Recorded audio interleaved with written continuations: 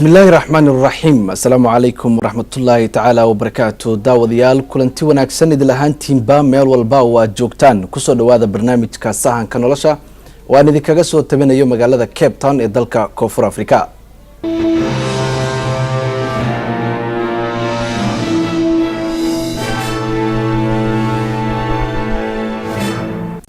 daawadaal waxaa barnaamijka idinla socodsiinaya anigoo ah cabdikariin mursal waxaana toddobaadkan kusoo qaadan doonaa qayb ka mid ah booqashadii toddobaadkii hore aan booqanay xerada qaxootiga ee Blacksdrop ee ku taala meel u dhow magaalada Cape Town. waxaa sidoo kale barnaamijka inoogu martiya waan ku wareysan doonaa Cabdi Axmed oo ah qabiir ku xeel dheer dhanka qaxootiga iyo waliba dib u dejinta. waxaa sidoo kale toddobaadkii hore barnaamijka sahanka nolosha qaybtiisa dambe aan kusoo qaadanay qoys Soomaaliyeed oo in muddo ah ku noolaa xerada qaxootiga ee Dadaab isla markaana dib ugu laabtay dalka Soomaaliya. waxaa sidoo kale taas mid la mid aan kusoo qaadan doonaa qoys Soomaaliyeed oo in muddo ah ku noolaa xeradaasi qaxootiga ee Dadaab oo haatan gaaray dalka Mareykanka. waa sidii xaaladooda nololeed balse aan ku hormarno qayb ka mid ah booqashadii aan ku tagnay xerada qaxootiga ee Blacksdrop ee ku taala meel u dhow magaalada Cape Town taas oo aan ugu kuurgalaynay xaaladda nololeed ee dadka Soomaalida ahi ee halkaasi ku sugan.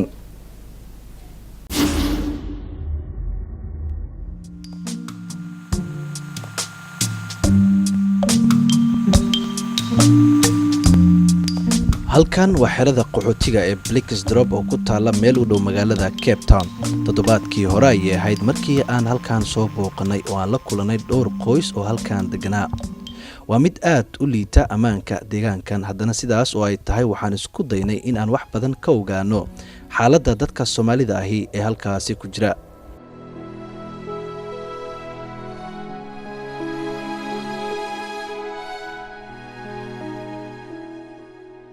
gurigan waxaa degan qoys Soomaali ah oo xilliga aan halkaasi booqanayay waxaa joogay Shamse Maxamed, odigeeda iyo waliba caruurteeda.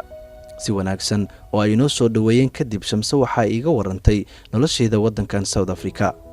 magacay waxa la Shamse Maxamed waxay 99kii waxaan rabay inaan shaqaysto oo wax qabsado oo xamaasho wadan nabad oo lagu xamaasho waagaas.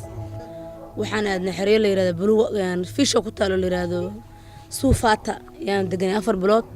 waxay noo soo rarnay xiriir la yahay Blue Water oo badda ku taala هذا لما سنة كده ميتين نص يرسلنا وحن صاغ لي 2010 كحرضان لكن هريه كسب بحناجرة إلا هاد حد جنا تدوسنا من هنا لحسن مراس وحن كسب بحبلوه حرل له كجرت رنعس كتار مش بري حق هذا وحن دجنا يدا سد حصانه إن محايد ممكن في مركا إن حرضان صاغ عشان يحريه كوريبه وحن سود جيو أنتنا معنا دانه إنه كسجنو صدق نشان قويس أنا هين هاد وحنا كسوهر وحير laba qoys groupkii la keenay marka waxay noo fureen macnaha inaan sponsor noo fureen dadka naga horeeyay way bixin ku guuleysteen annagana wali waa sugeynaa. dadka halkan degan ayaa waxa ay ka cabanayaan amaan darida ka jirta deegaankan. dadkaasi ayaa leh haddii aad guriga ka tagto oo aad wax doonato waxaa dhici karta in lagu daba maro oo la jabiyo guriga. taasina waa xaaladda deegaankeena. marnaba Blacksdrop uguma yeeri karo guri, xitaa kama tegi kartid cariishkaada si aad wax uga soo iibsato dukaanka, maxaa yeelay markaad ku soo laabato gurigaaga waxaad u tegaysaa isagoo la jabiyey. dadka shaqada aada subaxii ayaaba ugu daran, waana kuwa la bartilmaameedsado oo la dhaco. dadkii halkan deganaa qaarkood ayaa u guuray Sea Point kadib markii halkan lagu waxyeeleeyay. Blacksdrop waxa ay ahaan jirtay qashin qub inta aan la degin ka hor. halkan dadka waxay ugu dhimanayaan si micno darro ah. taas ayaa keentay inaan ugu yeero magacyada qaar ee xunxun.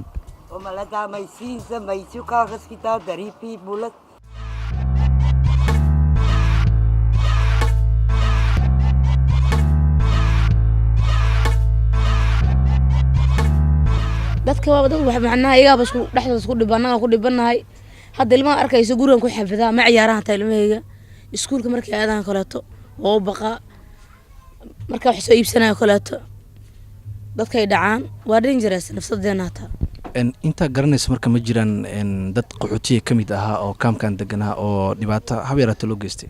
way jiraan dadka garaacada qoyska garaacada guriga uu galeen way dilaan say raba ka yeelaan maxay aad sababta loo garaacay marka ma garanay qolay wili la yaroo soo cabay ahaayeen qamri oo iska soo leexdeen wax ku dhacay ilaa damana lagu garaacay guriga loogu galay ilbaabka u furaa meeshay ku garaaceen say rabay yeelaan macnaha say ka rabaa qof ilaa mas'uulka oo cilina booliska taa uga baqaa meeshaas soo ma galo badana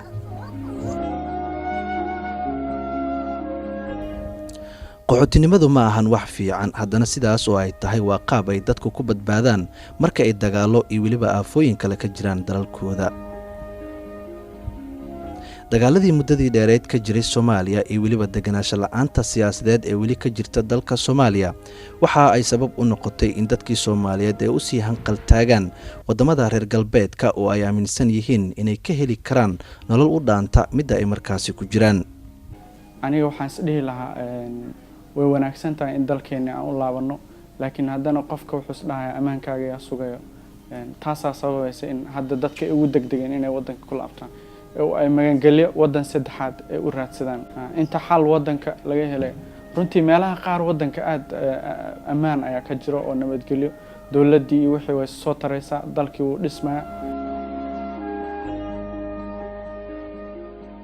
farqi ayaa u dhaxeeya nolosha iyo xornimada qaxootiga Soomaaliyeed ee dalka South Africa iyo kuwa ku nool wadamada kale sida dalka Kenya kuwaas oo ah dad goobo gaar ah loo meegaaray halka qaxootiga ku nool dalka Koonfur Afrika ay yihiin dad ku kala nool ama u kala gooshi kara 9 gobol ee dalka Koonfur Afrika waana dad ganacsiyo iyo weli waxyaabo kale oo aad u fara badan ka samaysan kara gudaha dalka South Africa Shamsa waxay aaminsan tahay inaysan ku noolaan karin Soomaaliya maadaama iyadoo aad u yar ay ka soo tagtay ma ku fikirteen marka in aad dib ugu laabataan dalkiina hooyo oo nolol khayr iyo qasaar labadaba aad dadkiina la qaybsataan dalkii waxba kuma sheegi kara maanta mar rabi ugu dambeysay muddo 25 sano Soomaaliya ma aragba haddana ma garanay sidaan ula qabsan lahaa hadii lacag ay noqoto inaan ku noqdo waa dad rajo ku nool ah marka aad u fiirsato waxaana jira dad yow kale oo la mid ah qoyskan kuwaas oo ku nool dalka South Africa Shamsa waxa ay sheegtay in ay haysato 7 caruur ah laakiin ma haystaan ay tiri fursado waxbarasho diini iyo maadi intuba dugsiga meesha macnaha waa ka South African dil iyo barbareen kala kulma waa ka joojiyay hadda waxay dhigtaan iskuul bas walow haatan inta badan la qaaday qoysaskii Soomaaliyeed ee ku jira kaamkan haddana weli waxaa jira qoysas yar oo Soomaaliyeed oo ku nool halkan isla markaana noo sheegay in xaaladooda nololeed aad isaga liidato waxay halkan ku sugayaan amarjadooda ugu weyn ay tahay in Mareykanka ama wadamada kale ee Yurub loo qaado ee hay'adda qaxootiga adduunka ee UNHCR haddii lacala UN-ka idin suuro gali waayo maxaa qorshe ah noloshiina u balan karaysan justina waxba aan ka dhigi kara mala wallahi ilaahan baa taa og laakiin rajadeenan baxaan jeclahay waxaan ma siin jirto waxay ogaan jireen caafimaadkeena iyo safekeena iyo ogaan jireen hadda maalmahan maban danayaanba oo ma oga waxaan nahay jasta alafkeena u fadhina meeshan ilaahay weyn because yoon wayna ogtahay magaceena meesha uu yaalaa wayna yaqaan taleefka cumaad way garanaa codkayga taa ma garana laakiin wayna loobana ma soo booqdan hataa maalmahan dambe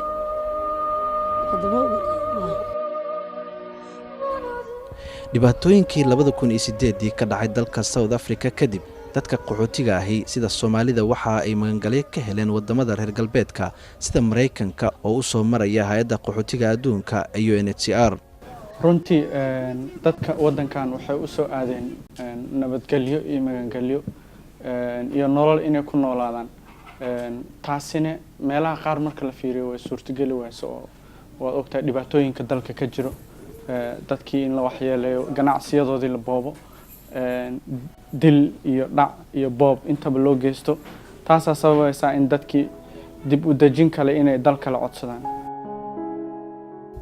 toddobaadkii la soo dhaafay ayaa waxaa si aad mashquul u ahaa garoonka diyaaradaha ee caalamiga ah ee magaalada Cape Town halkaas oo ay ka dhoofayeen boqolaal qoysas qaxooti ah oo u badnaa Soomaali magangalyo ka helay dalka Mareykanka kuwaas oo aaminsan in wadamadaasi ay u dhaami doonaan dalka ay haatan ka tagayaan ee Koonfur Afrika sida dhanka shaqada nolosha iyo waliba waxbarashada runtii waxaan rajaynaynaa dalalka kale loo qaadayo in ay uga wanaagsanaadaan dalkan nabad ahaan iyo maxay ahaday iyo in ay ku badbaadaan wadamadaasi waxay la tahay in meelaha loo qaadayo kale sida Mareykanka ee dhan dhaqaalaha haday noqoto ama dhan nabadgelyo kale inkastoo adduunka hadda amaankiisu iska xun yahay meel walba laakiin haddana inay ka roon tahay.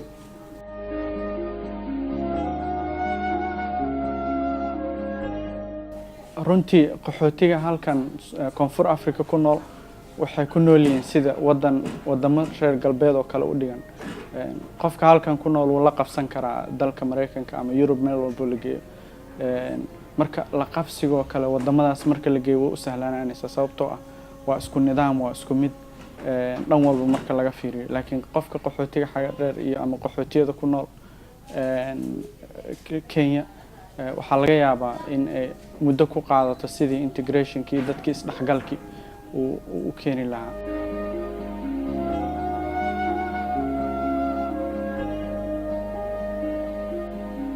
waxaa kaloo jira dad kale oo ehel iyo saaxiibtinimo wadaag ay ahaayeen kuwaasoo aad uga tiiraanyeysan bixitaankooda maxaa yeelay halkan waxa ay ku wada noolaayeen ku dhowaad 20 sano oo dalkoodii uu dagaal ka jiray.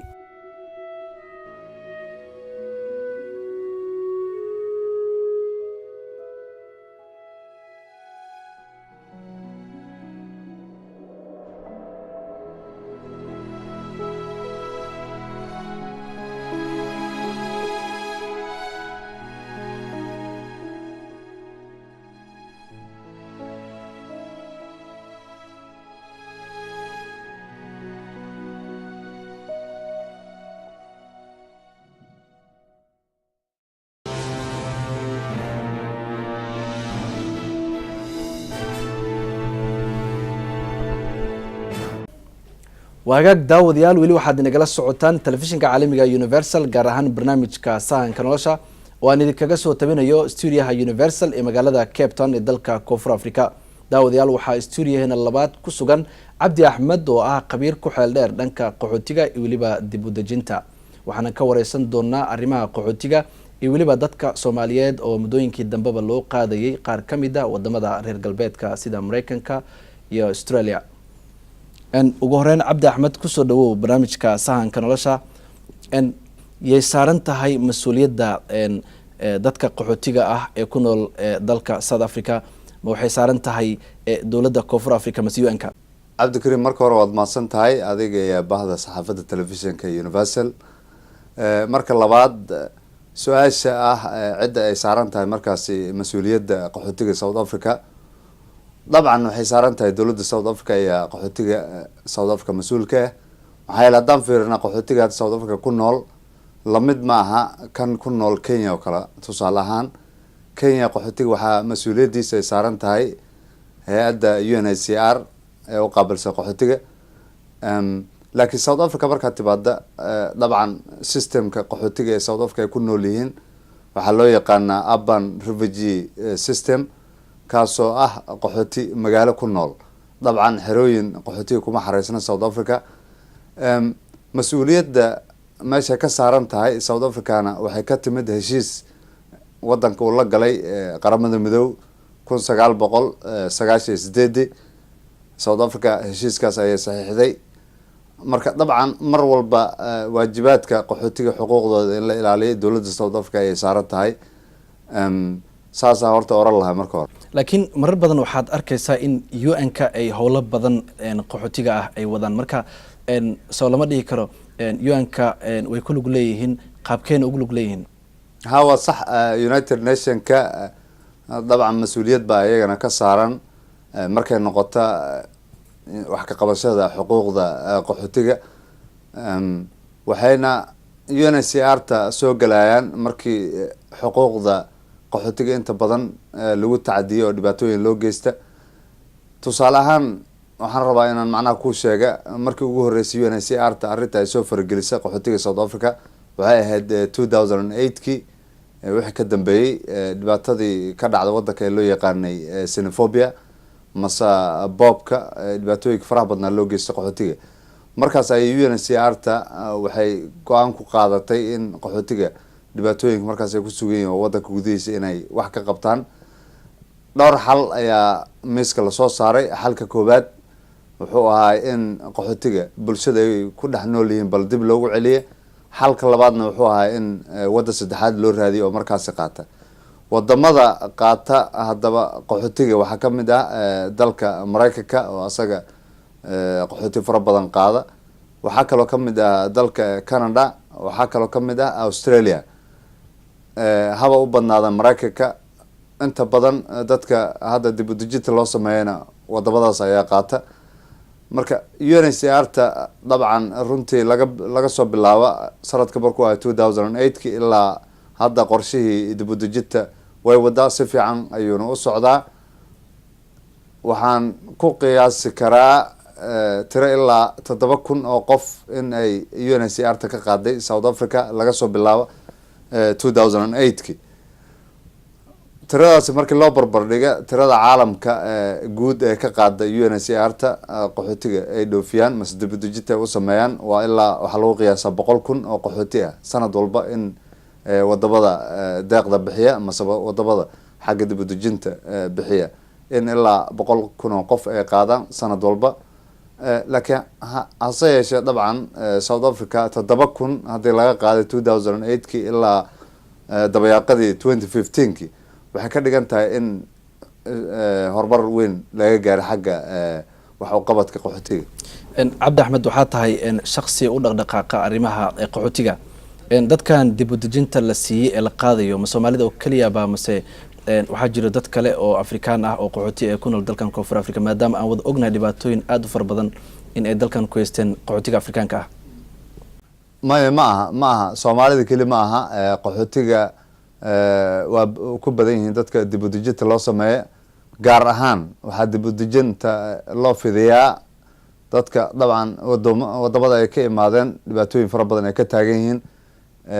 dhibaatadaas oo ah mid la taaban kara, maxaa yeelay xeerka qaxootiga u yaala ee la saxiixay 1951 Geneva lagu saxiixay magaalada Geneva ayaa wuxuu ku dhisan yahay in qaxootiga uu yahay shakhsi ka soo cararay wadankiisa hooye, kana soo cararay dhibaato asaga loo geystay, taasoo ah mid la taaban kara. marka dabcan haddaad fiiriso hadda wadamada dib u dejinta ay hay-adda UNHCR-ta u sameysay waxaa ka mid ah Soomaaliya, muwaadiniinta Soomaaliya ee qaxootiga ku ah dalka South Africa. waxaa ka mid ah muwaadiniin ayagana kasoo jeeda dalka Congo, waa Congo Kinshasa. marka iyo qaar ka mid ah dalalka dadka muwaadiniinta ee kasoo jeeda waxaan u maleeyaa Ethiopia qaar ka mid ah, laakiin ma badna. inta badan waxay xooga saaraan Soomaaliya iyo Congo. waa taa cabdi axmed, waxaa taa qabiil ku xeel dheer dhanka qaxootiga iyo weliba dib u dejinta. marka fursad ma u tahay dadka Soomaaliyeed ee dib u dejinta ka helaya wadamada reer galbeedka? maha si fiican. sababtan waxay tahay South Africa dhibaatooyin ka jira cid walba iska dareemi kartaa, caalamka oo dhan baa og.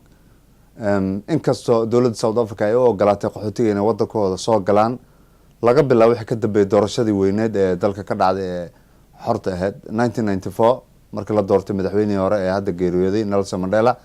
wixii ka dambeeyay South Africa si wacan bay qaxootiga mase siiba dadka Afrikaanka ee wadamada Afrika ka yimaada si fiican ayay u soo dhaweeyeen. haddana haddaad fiiriso xagga policy-ga mase sharciyada qaxootiga loo sameeyey ayaa horta aad u adag, siiba haddii la dhaha xagga sharciga iyo travel documentska. qofkii xitaa inkastoo dowladda ay soo dhaweysay oo la siiyey xorriyad uu ku shaqaysta, xorriyad uu macnaha wadanka ku jooga si nabadgelyo ah, haddana waxaad dhinaca kale markaa u fiirisa meelaha hadda Soomaalida gaar ahaan ay ku jiraan waa meelo dhibaatooyin fara badan ay kasoo gaaraan oo lagu dhaca oo lagu dila, boob fara badan ka dhaca.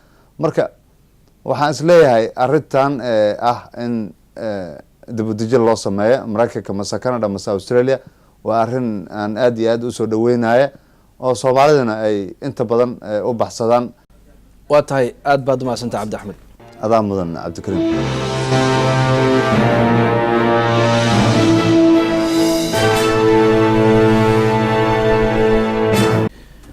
waa hagaag daawadayaal, waxaan soo gaarnay qaybihii dambe ee barnaamijka sahanka nolosha. toddobaadkii hore waxaad barnaamijkeena ku daawateen qoys Soomaaliyeed oo in muddaha ku noolaa xerada qaxootiga ee Dadaab ee dalka Kenya, kuwaas oo markii dambe gaaray dalka Soomaaliya. sidaasi si lamid ah toddobaadkan waxaan idinkuga haynaa barnaamijkeena qoys ku noolaa xeryahaasi qaxootiga ee dalka Kenya oo haatan gaaray dalka Mareykanka. haddaba maama Xaliimo waa hooyada qoyskaasi, waxayna ka warrami doontaa waxa ku kalifay inay ka cararto dalkeedii hooyo ee Soomaaliya. sidoo kale waxa ay nooga sheekeyn doontaa sida ay tahay haatan xaaladooda nololeed.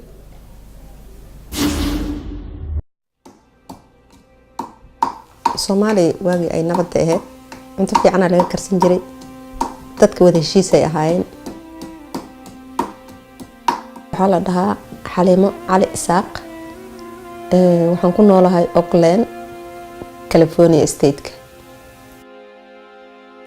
yaraantaydii waxaan ku dhashay Afmadow, baadiyan deganeen xoololeyaan ahayn, aabbe iyo hooyaday xoolay lahaayeen.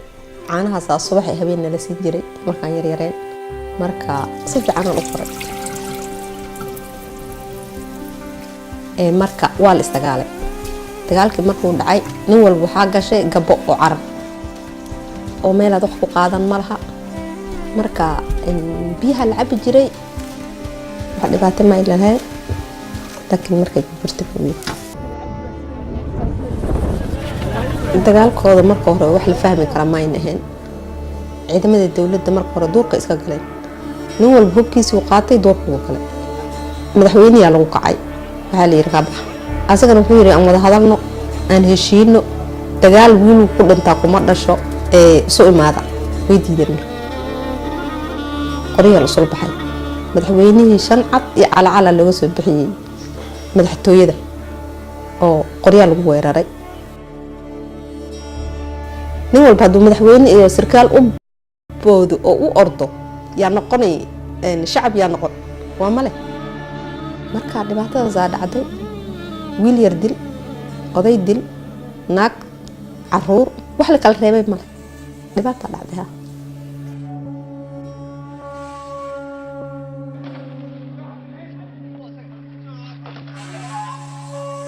Soomaalida kulli horta waa isku af, waa isku midib, waa isku dhaqan. marka waa la isdagaalay. dagaalkii markuu dhacay nin walba waxaa gashay gabbo oo carab. waan soo cararnay. marka anigu waxaan haystay 3 caruur oo yar yar ah. waan soo lugeynay ilaa waxaan soo lugeynaynay xuduudka Looble. jidka biyaa yaalay laakiin dab ma laha.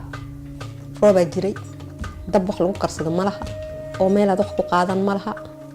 marka biyaha la cabi jiray qoys meel degan markii la helana waa lagu leexan jiray, shaah noo la karin jiray, ama waxaan cunaysan jiray. soo lugeynay.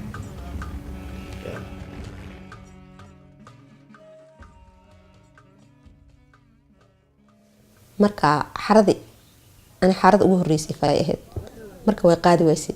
dadka waxa ku dhacay marka cudur maral baa ku dhacay. dadkii waxa waay qoys waxaad arkaysaa 10 ruux ka koobna oo hal ruux ka baxay. roob daay, roob markuu daay geeday way baxeen. ribaadii meesha deganaa soo degay, caana laga helay. ani marka waxaan damcay inaan ganacsi sameeyo aniga iyo familygayga aan isbedel isku sameeyno. siga xaaladiisa maqaayadaha tayda loogu hordhisay. marka waxaan sheedanaa anaka dhagaxyo, waxaan sheedanaa qoryo, dhagaxyana waxaa laga dhigtaa dhardhaaro. marka meeshaan shaah ku kariyay canjeerada waxaan ku dubi jiray bir ka keenay Soomaaliya. intan subaxna quraac waa laga dhigtaa, habeenkina waa casho fudud marmara la karsada iidan. burka waxaan ku dari jiray bariis aan intaan mooyo ku shubo yaan tumi jiray. marka burkaas iyo waxaan isku dari jiray bariiskaas oo shaqshaqan.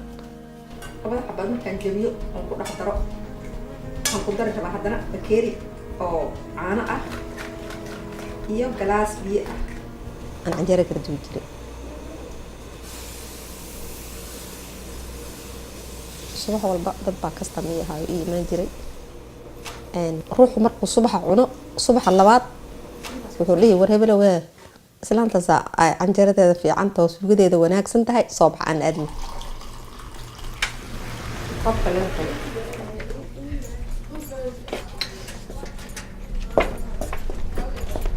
2008 ay ahayd. markaasaan ogaaday in la soo qaatay ani. marka sanadkaas magacayga waxa laga qaaday imtixaanka horeeyay 10kii sanadkii ahayd bishii labaad bish saddexaad kowgeedana laga soo qaaday ifo waxaana la keenay caasimadda Kenya kelinamaan dareeno waxa waaye aad baan aan u rafaadnayo Auckland markaan imaanay meesha lagu way cusubneed Auckland haddaan imaan dooranin dawladda Mareykanka ninkii qarash iga bixin baa isoo qaado ay keenay marka xigto muddo 2 bilood maan arkin Soomaali iyo wax muslim dhanba day wadan aad aqoonin dadkeeda aad aqoonin marka aad si aad yaan ugu dhibaatooday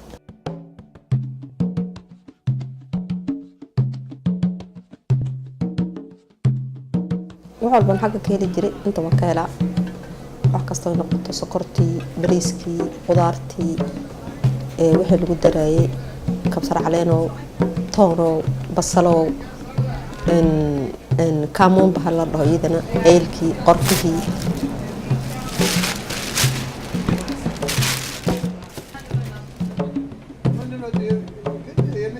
way ka duwan tahay ma aha wax isku aag ma aha marka tadawbari waxba ma karsanin tadawbari waxba ma karsanin tadawbari waxba ma karsanin markii dambe maxamed ala yara baray maxamed aniga isii bar saasan ku shiday dabki on ku kari wax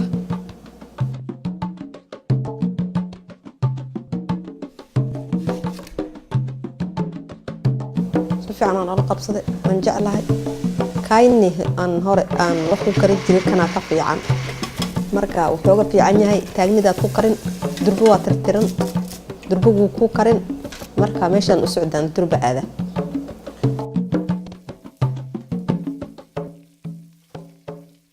hadda anigu wixii aan dhalay lix ruux aan dhalay 6 ruux 3 wiil iyo 3 gabdhood intaba way ila socdaan oo way imaadeen marka 3 wiil gooni iga degan yihiin 3 gabdhood iyo aniga ayaa guriga nala siiyay oo Saudi degan nolosha Mareykanka aad baan ugu faraxsanahay waxbarashada markay dhameystaan kay tahay 6 markay tahay ayagana quraanka akhristaan anigana waxaan u dubaa quraacdii oo u sii diyaariya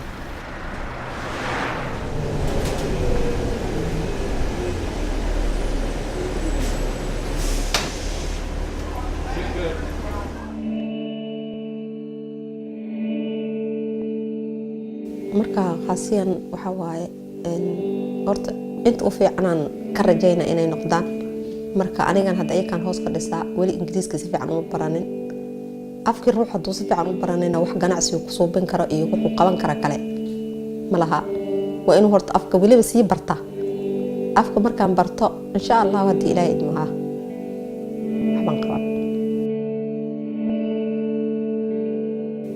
waan furan hadii Ilaahay idmo oo noolahay inta nafti ku jirto iyada san qana marka iyada san furan marka wax oo meel kale loo bedelan kara ma aha way fiican oo nin walba mustaqbalkiisa uu hagaajisto oo tu walba meel ay qabsato wiil iyo gabarba marka kadib hadaan noolahay waan noqon